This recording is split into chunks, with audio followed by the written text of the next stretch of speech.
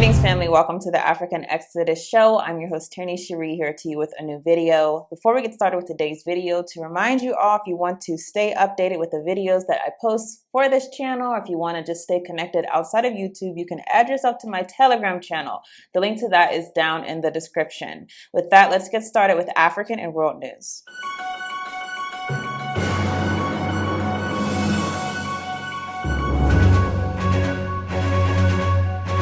I'll be very clear, I do not believe in voting. Now, we can have a whole discussion on that and talk about why we should not vote as a people, but I'm just letting you know that is something that I have come to the conclusion is futile for our community, futile for us on a spiritual level, futile for us on a political level. There are more important issues that you can focus that same energy that you put voting or following candidates or going to rallies. You could put the same energy into something like building up economy, building up businesses, strengthening our communities. There are other ways that you can find to uplift our people, not just domestically, but globally. So I say all that to say, I don't care for voting, but I do think it's important to note a shift that seems to be happening inside of the Black vote.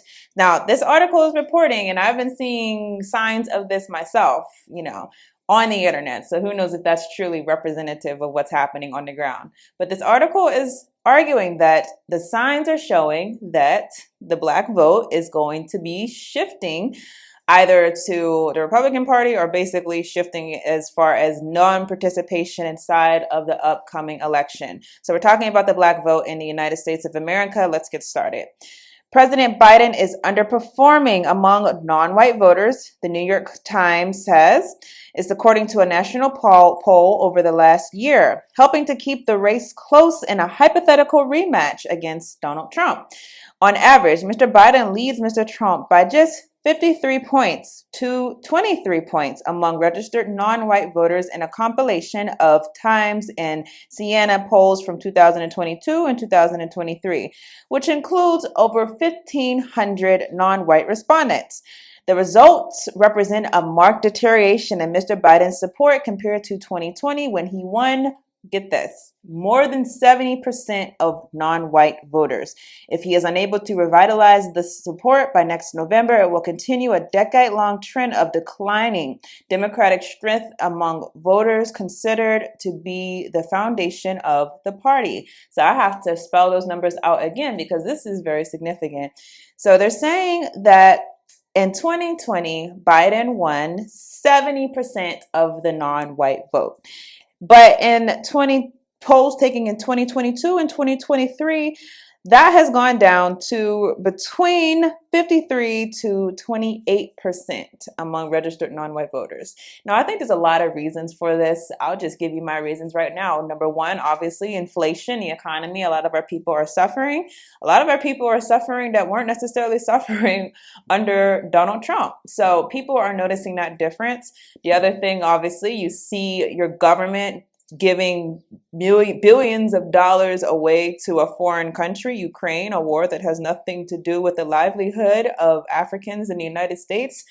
That is a visible effect that a policy has. We're not used to seeing things like that happen in real time, where we're seeing billions of dollars going away to other places that could have been used to be invested inside of our communities. So that's another thing. I think also the vaccine mandates, a lot of our people were not happy being forced to get vaccinated, and that I believe also had an effect, the fact that the Biden administration was actually actively trying to make it a requirement for private employers to have vaccine mandates. And if that would have happened, I think that would have seriously been a curtailing of a lot of people's livelihood, because many people made the stance, we're not getting vaccinated no matter what. So that was another thing. Among other issues, generally speaking, I think that Biden has been very unpopular compared to all recent presidents. Honestly, I think it's funny when you see people who were so upset with one president and then they get the next president, and they're so upset with that president, and then they get the next president, and then they're even more upset with that president. I think that it's really a low show for the Democrats at this particular time. Now, let's go through some more. It says, Mr. Biden's weakness among non-white voters is broad, spanning virtually every demographic category and racial group, including a 72-11 lead among Black voters and a 47-35 lead among Hispanic registrants. And if you don't know, Biden basically got into the White House on Black voters, despite the fact that many of us, myself included, was criticizing the idea that we should vote for someone who has a well-marked history of segregationist policies, of mass incarceration being one of his taglines. So many people were unhappy to see our people once again flock to Joe Biden. Yet we're seeing a decrease inside of this support. It says the sample of Asian voters is not large enough to report, though non-white voters who aren't Black or Hispanic, whether Asian, Native American, multiracial, or something else, back Mr. Biden by just 40 to 39%. In all three cases, Mr. Biden's tallies are well beneath his standing in the last election. The article goes on to say the generational divide is most striking among Black voters who have typically offered all but unanimous support to Democrats. The overwhelming support persists among Black registered voters or voters over 45. They back Mr. Biden 83-8, but Mr. Biden holds just 59-14 lead among 152 registered Black respondents under 45. The dissatisfaction of younger and lower turnout voters raises the possibility that Mr. Biden's weakness in the polls may show up primarily as low turnout among Black and Hispanic voters rather than a titanic shift towards Mr. Trump. Something similar might have happened in the last midterm election when Democrats appeared to maintain unusual shares of support among Black voters, but the racial turnout gap increased in a multi-decade high. And I think the big reason why Biden even got so much support from the Black voters is because of this marketing campaign, which was to convince Black voters that you had to vote in this election, that being the former election between Biden and Trump, or else essentially you're going to be overcome by this white supremacist threat coming from Donald Trump and his people. I think many of our people have reached an intelligent position. That is that it does not matter whether it's Donald Trump or Joe Biden in the White House. That has nothing to do with whether or not our people are going to be able to function, being able to take care of ourselves, being able to live in peace. We're still inside of a white supremacist society from top to bottom. It doesn't matter who's in the White House. Now, something that's interesting, though, is that I noticed a lot of people who have been saying that they actually actively want, not just are indifferent, they actively want a Trump presidency. And this is something that's very interesting because, Donald Trump being a Republican, Republicans, the idea that they would get a significant amount of Black voters on their side, that would literally turn the tables on a decades-long policy of the Democrats not having to do anything in order to get Black votes. So again, I do not believe in voting. That's my stance. I believe the system of democracy inside of the United States does not need our affirmation or our participation. But I do think it would be an interesting shift to see that foundation of the Democrats being turned on its head, them having to actually go to the Black community and beg for votes the same way that they have to beg for the votes from Hispanic communities or white communities or Asian communities, having to do the same thing for our people. I think that would be significant and something that's would be interesting certainly to see play out over a long span of time. But we'll see, because I personally did not think that so many people were going to come out for Biden the first time. Again, especially given his history of racist rhetoric. I didn't think it yet. What happened whenever it came to the North Carolina or South Carolina primaries? Everything shifted and no one wanted to care about Joe Biden, what he has done and what he stands for. And they all wanted to vote for him against Bernie Sanders that time. So I don't know. We'll see if this actually means that the vote is going to shift, but we will be watching certainly. So let's go to the next. So some updates coming out of Gabon, and to correct myself in the previous video that I did talking about the Gabon coup, I did mention Gabon as a West African nation. It is a West African nation in that it is on the western coast of Africa. However, Gabon is considered Central Africa as far as being inside of a regional zone, and that becomes significant whenever you think about the ECOWAS. Well, the ECOWAS would not be the ones who would be responding to this conflict. conflict. Instead, the people who are responding to this conflict is the Economic Community of Central African States, or the ECCAS. So wanted to put that correction in there. So let's talk about what's been happening. Now, Gabon's new strongman, General Brice Oligui Nguema, I'm going to, again, have to keep practicing, but Nguema on Tuesday met with the Central African Republic's President Faustin Archange Touadéra, who has been named the regional mediator for the country following last week's coup.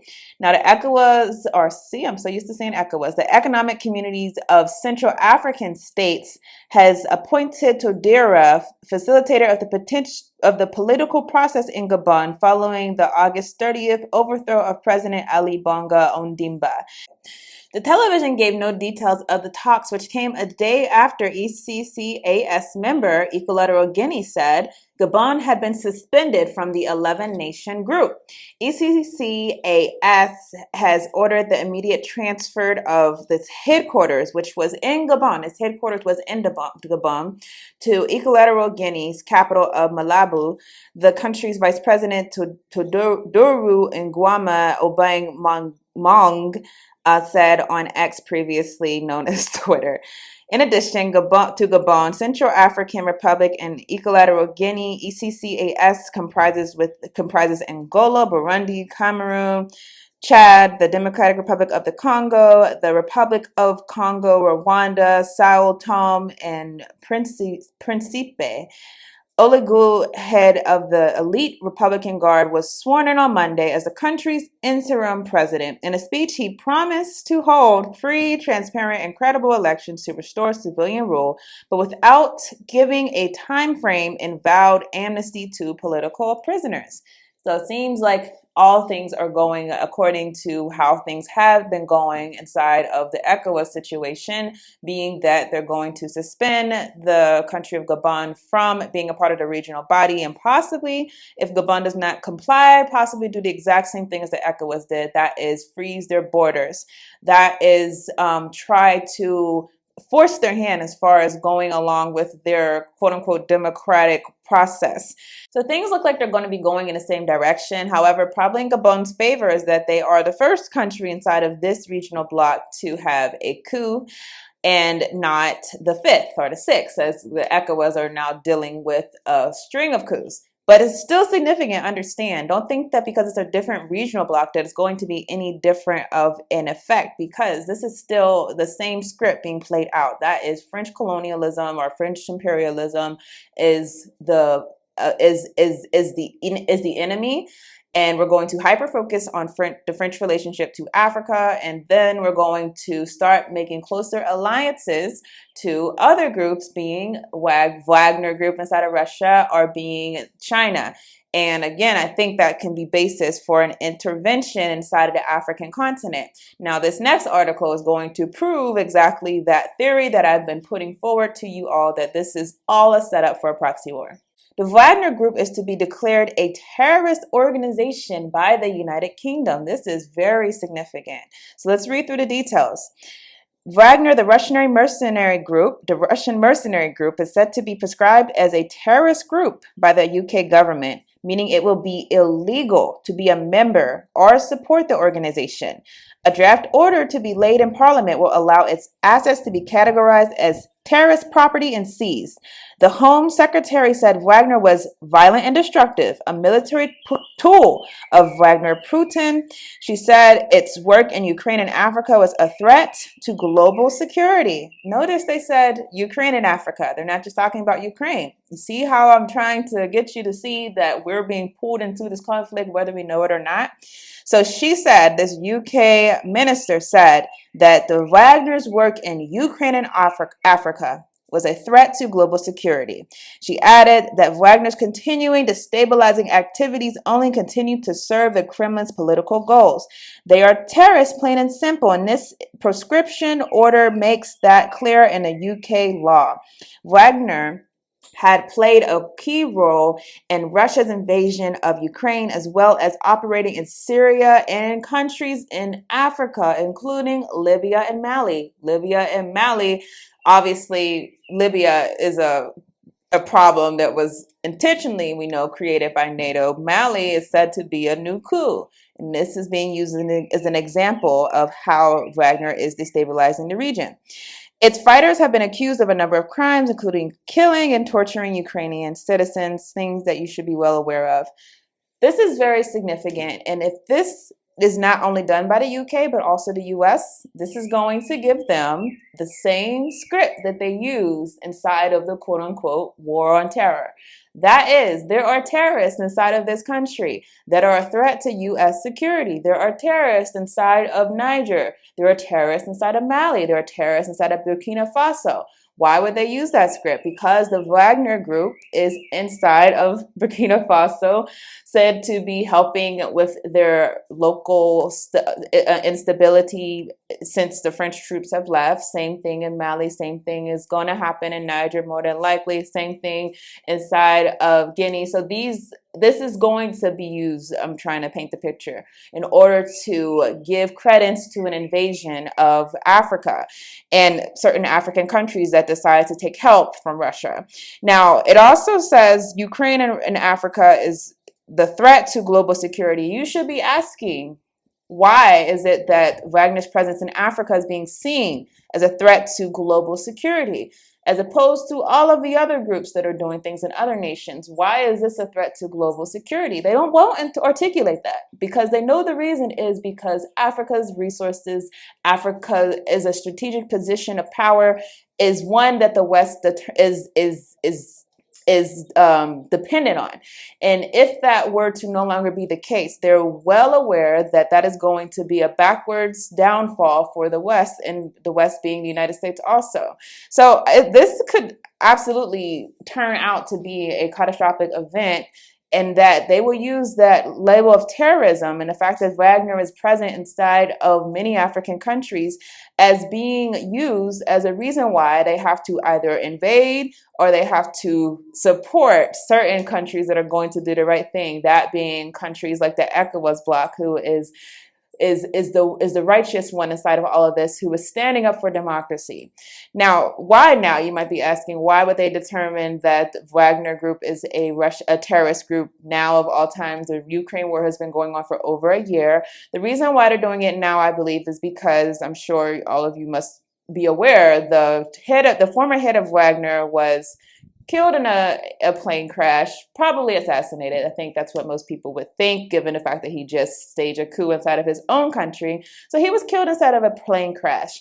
And afterwards, there have been orders put out from the Kremlin to basically reorganize Wagner in order to make sure that it's going to be more tightly controlled by Russia, meaning Wagner would not be an independent mercenary group. It would be an extension of the Russian military. So that alignment with Russia, meaning that fact that Wagner is now actively going to be a part of the Russian military, is why the West is now moving in order to label them as a terrorist group. And again, another sign that they're trying to enact a proxy war, and I believe even a world war.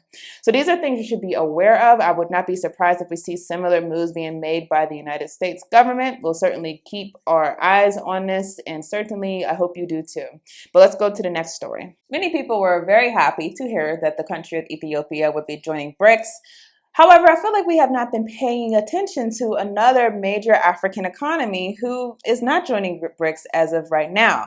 That is Nigeria. Now, Nigeria plans to attend the G20 summit, and it plans to apply for membership into the G20. Now, G20 is not unipolar. It's basically multipolar. Multiple countries are part of G20, multiple countries that are adverse, multiple countries that are not similarly situated as far as their history of colonialism. Like, for example, China is a member of the G20, and then you have the United States is a part of the G20. A number of different countries are part of the G20. So it's not the same thing as like the G7, which is clearly a Western formation. But the fact that they would not apply for BRICS and instead give that application to the G20, I think says a lot about Nigeria and the president of Nigeria. Now, Nigeria, Africa's most populous country, will attend the G20 summit in New Delhi next weekend and is considering applying to become a member of this group of countries, the presidency has announced. President Bola Ahmed Tinubu, who took office in May, intends to attend the summit in India, where trade, global economy, climate change, and the war in Ukraine will be on the agenda. In a statement that was said on Sunday, Nigerian president said that when the consultations are completed, the government will decide whether or not it is appropriate for the country to apply. The spokesman said the president's participation in the G20 summit in India is a part of this objective. The G20 brings together the world's largest economies, 19 countries in the European Union, which together account for 85% of the global GDP, 2/3 of the world's population. Do you think that the G20 would let Nigeria be a member? I mean, clearly they're not part of the world's 20 biggest economies. Nigeria might be one of Africa's largest economies, but on the world stage, it does not have that presence. Well, it could, if you think about the fact that they might be trying to curtail a narrative that is being put out that the BRICS is representative of the global South, and that is going to be the saving grace. Some people believe that the BRICS union will be the saving grace of many African countries being frozen out by the West. So if you looking for an alternative narrative, them letting Nigeria in might do so for the countries, might be a positive move for the countries that are being labeled as being imperialist that are a part of the G20. But I don't think they will personally. Now, I want to go back to this issue of the BRICS. Why has Nigeria not applied to BRICS? So why is Nigeria not applying to BRICS? Well, as can be expected, their alliance with the West is probably going to deter their action, even if doing so would be in their best interest. So this article says, what is BRICS and why has Nigeria not joined yet? The article goes on to say, last week a group of 5 emerging economies were admitted to BRICS. We know this again, that was including Ethiopia, but also Argentina, Saudi Arabia. A number of countries were added to BRICS. But interestingly enough, the formation of the organization has brought about a profound shift in global economic landscape as its influence of the bloc grows among developing nations. However, given Nigeria's position as Africa's largest economy, it is expected that the economic bloc would covet the membership of Nigeria and spreading its influence. Unfortunately, Nigeria is not among the newly admitted countries. The non-inclusion of Nigeria among 6 new nation members of the bloc has been a big question begging for answers. Why is Nigeria not yet a BRICS member? It is believed Nigeria's foreign relations with the Western powers may be a major reason the country has not yet subscribed to BRICS membership. Nigeria's ties with the West, led by the United States, has spanned over 63 years. But this relationship, in the opinions of many observers, has not translated into any substantial benefit for the most populous country in Africa. So, of course, the West relationship with Nigeria has not actualized for the most people in the population, just like Nigeria's economy, being one of the top economies inside of Africa, has not actualized into something for the broad scope of people in Nigeria. Nigeria is a neocolonial puppet. Their status in these world economies only because of a few elite who have been able to manipulate the economy in their favor because of their relationship with the West. Nigeria would not dare to challenge that relationship. And if you want to know more about Nigeria's relationship to the West, how it has over time played out in Nigeria, really betraying African unity, you can look no further than the formation of the Organization of African Unity, where Nigeria is one of the leading countries that were opposed to a pan-African bloc that was going to be a federation instead of just a ceremonial or a figurative union. Nigeria is one of the ones that stood in the way of that because of their relationships to the West. So if you were wondering why Nigeria is looking for the G20 instead of the West, or instead of the BRICS, this is probably the reason why. So with that, that's all I have for this week. I thank you all for watching. I'll see you all in the next video. Mosiah Garvey once said, "The prejudice of the white folks of the United States of America is not so much because they hate your color. It is because they hate your condition, and it is because they are human beings why they hate. Although they have not said as much to you, that is how they feel over the question. That is the bone of contention. Not because you are black, but because they believe that they are entitled to all the benefits that America can give, because they built up America to suit themselves, and whatsoever we have done to build up America, we did it as slaves, and they haven't used us as slaves. They are not responsible for our condition. This is the white guilt complex. I think that white people are so guilty, knowing what they've done to black people, that they feel if the deeds were reversed, they would hate the black man if he had done the same thing to them. So it's actually it reflects a guilt complex on the part of whites when they ask us, do we hate them? And if you notice, Uncle Sam has formed a habit of going all over the world. He calls it the ugly American or the American image. He thinks that everybody hates him because it's a guilt complex. And if you think that if you are worried about Europeans hating you, and they're your allies and your cousins, well, naturally it would follow for you to think that Negroes in this country would hate you, especially in light of what has been done to black people in this country by white people. And ask Minister Farrakhan to respond. Whom didn't we... Yes. I would just like to say that I am terrified that even you, someone who's obviously educated, has given up hope completely. Like when you call upon us, you say white folk, you say black people, Jewish people. Why can't we come together? We obviously can come together. We just have to. We just have to find a way to do it.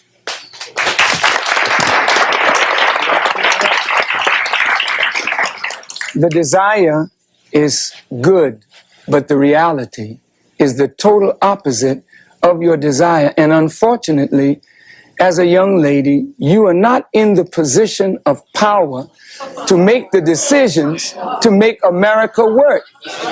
May I, as an audience of intelligent people, I would like to just take a moment to say to you that I really don't think you fully understand what has happened to these people that you look at as second class or inferior citizens in this nation. Black people who were brought to this country were stripped of their names, language, culture, religion, God, and taken totally away from the history of themselves. Here are 30 million people who don't wear their own names, they wear your names. Who don't speak their own language, they speak English, which is not their language. They never were allowed their own cultural expression of Africa. Don't you realize that when you turn a people upside down and inside out, then sell them not for a day, not for a year, but for 300 years and deny us the human right to know, to read a book, to learn, to understand. And then after 300 years of that, you allow us into the church, but by that time, you've painted Jesus white, God white, the angels white, and then all these black people have been subjected to a form of white supremacy, which produces in the reverse a black inferiority. And this is fulfilling what Jesus said, as a man thinketh, so is he. And as long as our people think the way they think, we will never be able to do what we as a people should do to correct our condition. Over here. Excuse me, I was brought up in, quote, Bedford-Stuyvesant in my time. But I would like to say what scares us is I think we hear violence. The young lady said she's afraid of violence. And isn't it sad that we who have been the victims of so much violence, now whites fear violence from us? We do not have a history of killing white people. White people have a history of killing us. See? And what you fear, may I say this, sir? What you fear, and it's a deep guilt thing that white folks suffer. You are afraid that if we ever come to power, we will do to you and your fathers what you and your people have done to us. And I think you are judging us by the state of your own mind, and that is not necessarily the mind of black people.